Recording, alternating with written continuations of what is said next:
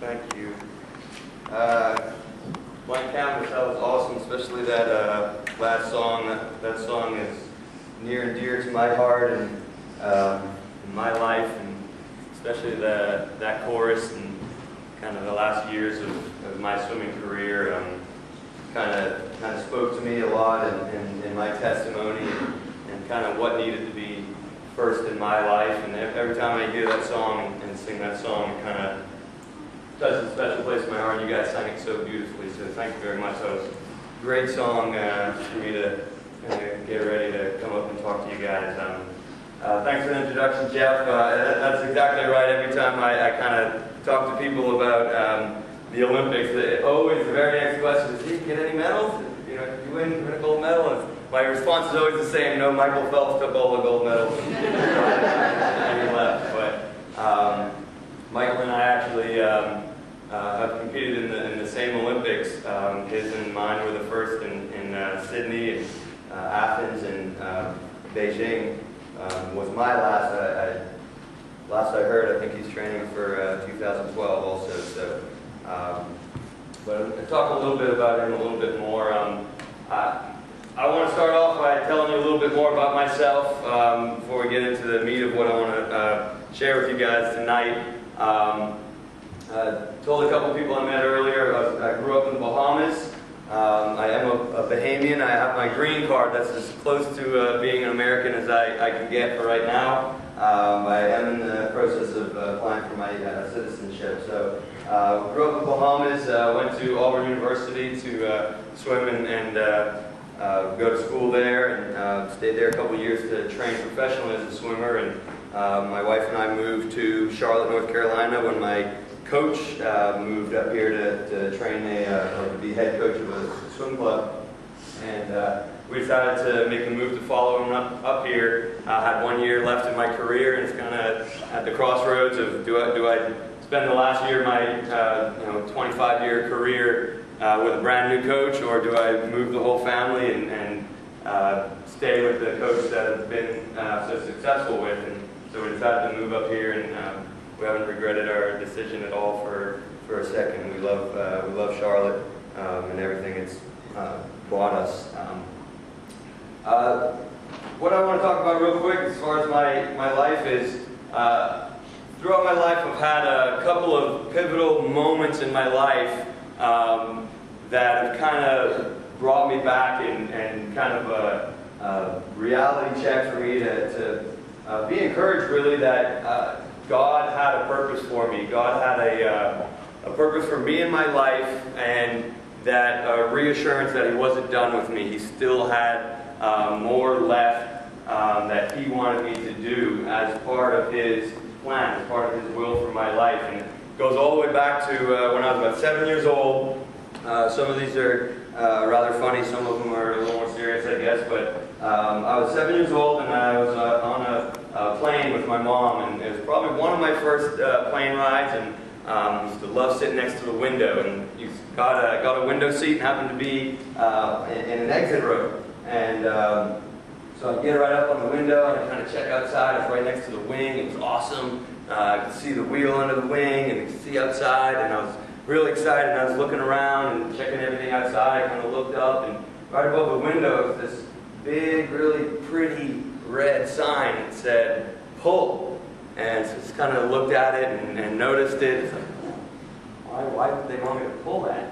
But anyway, kind of just kept looking outside, and meanwhile the plane is kind of taxiing out and heading towards the runway, and checking out everything outside, see a couple planes go by, and look up again, and this thing is just staring me in the face, a big red sign that says "Pull."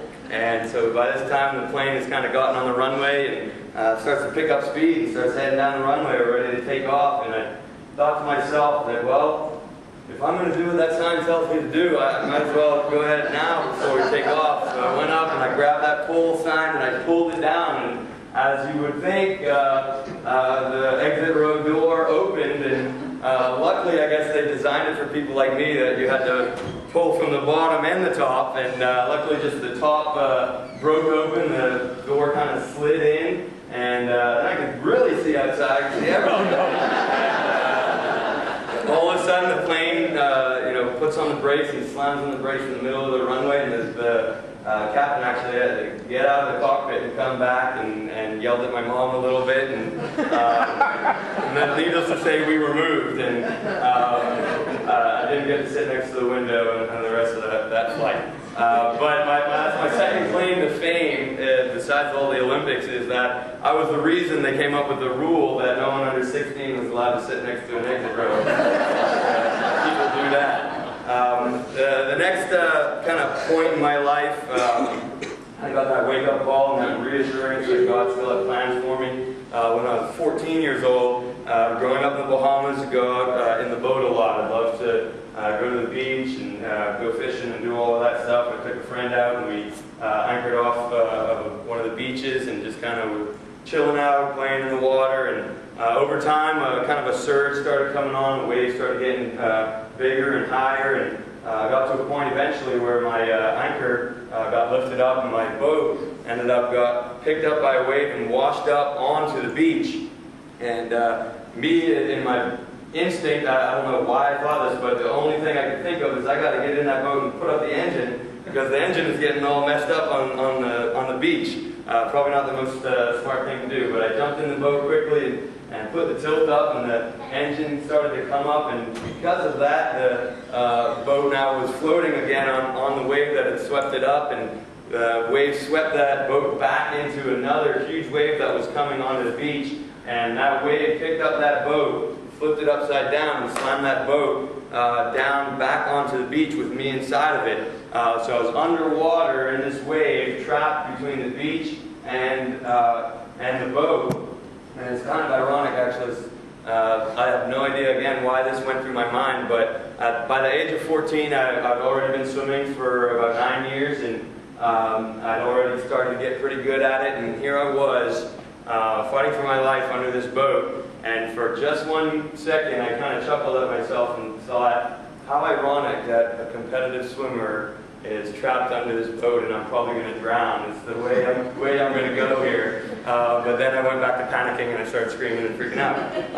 Luckily, a lot of onlookers saw everything that happened. They came over and they kind of lifted up half the boat onto its side and were able to drag me from under it. And luckily, I kind of literally walked away from that accident. I lost 4 teeth. Broke a thumb, had some stitches here and there, had to go to the hospital and all that stuff, but I was able to walk away from that accident and learned a lot about boating skills that day, but also about God's purpose and His plan for me. And just about 3 years later, I was 17 years old, and this was 10 weeks away from my first Olympic Games. Swimming had become very serious in my life at that point, and it was a high priority, and I trained really hard. And here I was 10 weeks away from competing in the Olympics, being an Olympian.